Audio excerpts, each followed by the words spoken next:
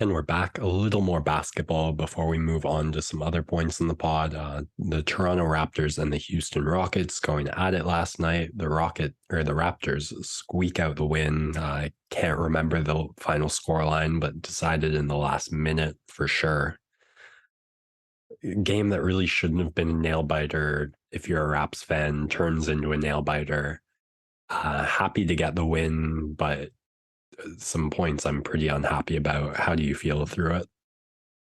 Um, the Raptors were surprisingly one of the four teams in the league who were top 10 in defense and offense heading into this game tonight. Their offense didn't look nearly as good tonight as it has been in the past, but I think that's what we expected going into the season. I think they've overperformed offensively. A lot of that came from Siakam, and he's now missed the last stretch of games and will miss the next stretch of games.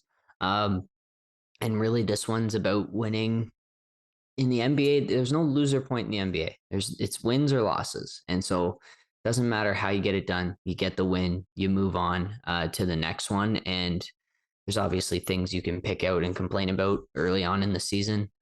Precious is going to be done for an extended period of time there, tearing his meniscus, I believe, last night in the game. And it's just going to allow more guys to step up. We're starting to see what Porter can provide. He has made a difference.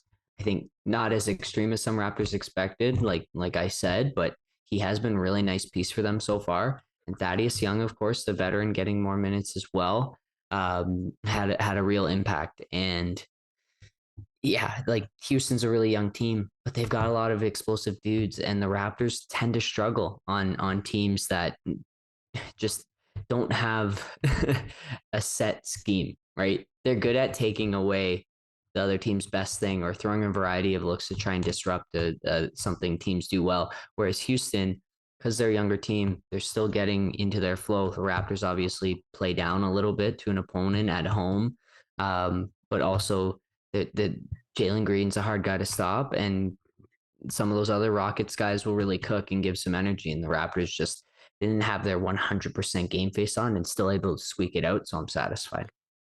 Yeah, I thought for the majority, like 30 minutes of this game, the Raptors looked like the team they should look like. It's just in those 18 minutes, they really got punished. The first big chunk came somewhere midway through that first quarter, where the Rockets just dominated in transition and got way too many free, easy points. Where the ball went up the rim and you caught the Raptors standing around. Now, they got a ton of second chance points throughout the night, and that was a big part of why they were able to win this game. So they figured out the formula of how to get the offensive rebounds and still get back through the last three quarters. I think it was just a weird thing where the Rockets weren't doing a good job securing their own ball. So I can't really blame the Raps for looking for those. But when the bounces didn't go their way, they got in trouble early on. They did a great job locking it down later in the second quarter and slowly closing the gap. OG went 4 for 4 on a beautiful stretch, shooting 3-pointers to keep their offense in it early. Banton had some nice minutes in that second quarter as well. They eked out ahead in the third. Then OG did the other thing he does really well. He generated 3 steals in about 3 minutes. The Raptors got out, they were moving, they had the double-digit lead. And if you go back to those Hawks and Spurs blowouts, this is when they were pouring it on. This is when they were just generating turnover after turnover, stop after stop, getting out and running, and the momentum built, the game snowballed, and the Raps ran away with it. But that didn't happen this third quarter. And that's where I really saw the absence of Pascal Siakam, a guy who just gets you continuous easy buckets and can do that with 3 or 4 bench guys on the court with him at the same time. Whereas here in the third quarter, when we made the switch, had some of our starters come off, that's when the offense really staggered and halted.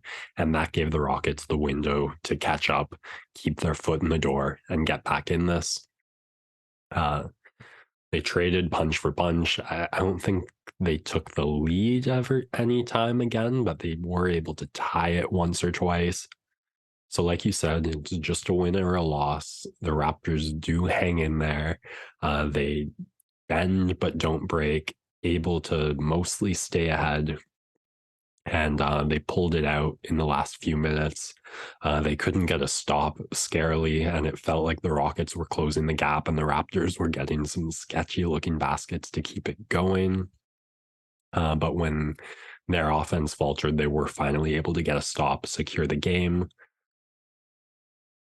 I do still not know how I feel about Fred VanFleet and this franchise, but without him, the Raptors do not win this game. He had some great off ball action to get open look threes. He was great for the Raptors in transition, hitting those stop and pop threes off the dribble.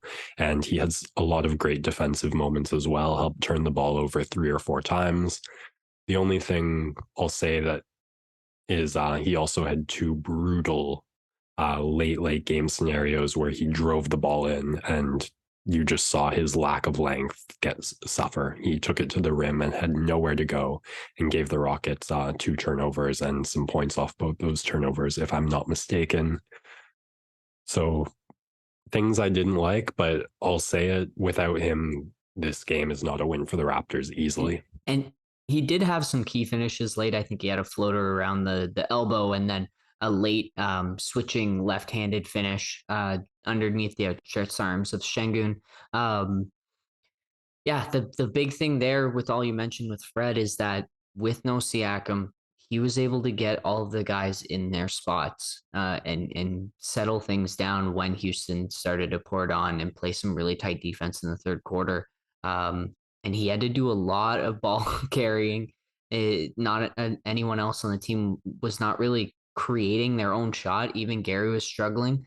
So Fred kept the engine humming when the Raptors went into a drought, and obviously Siakam does that when he's back. But it showed how essential Fred is as a secondary creator there on the team. Because as much as I love OG, and it's an OG appreciation night, his 6th game with 3+ steals, the Defensive Player of the Year rankings came out. He is 3rd on the ladder behind Giannis and Marcus Smart, who's the defending Defensive Player of the Year.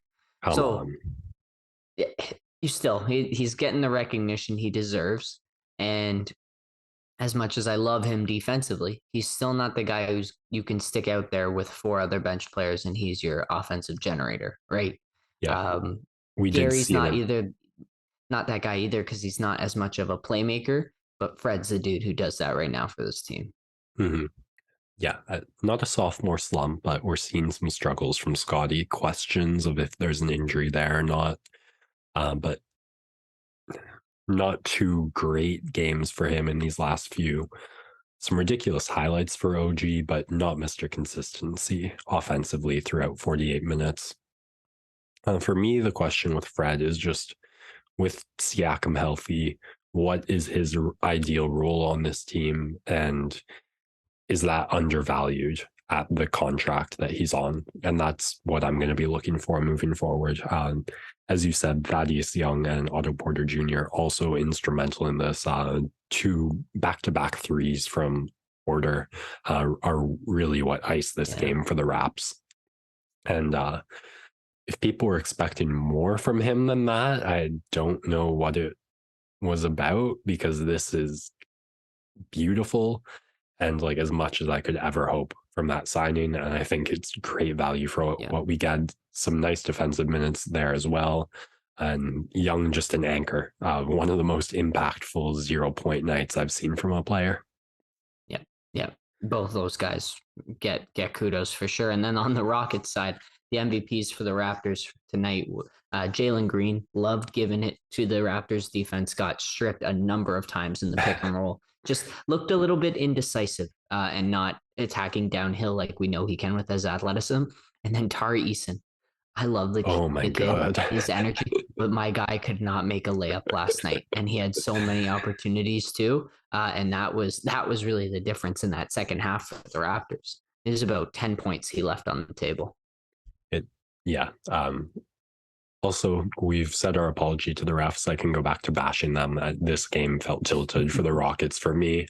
I swear I saw Koloko get called his fourth foul, jumping, hit like patty cake on the fingertips after the shot goes up. That gets called for his fourth foul. He's getting the rookie treatment.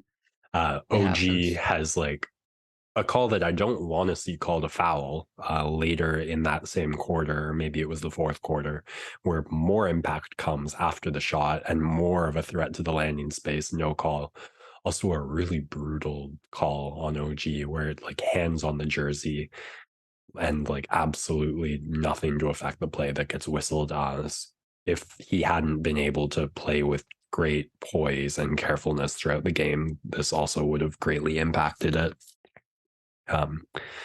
Yeah, Coloco's definitely got some work to do, but the ref's not doing him any favors in this one either. Yeah. Oh, sorry.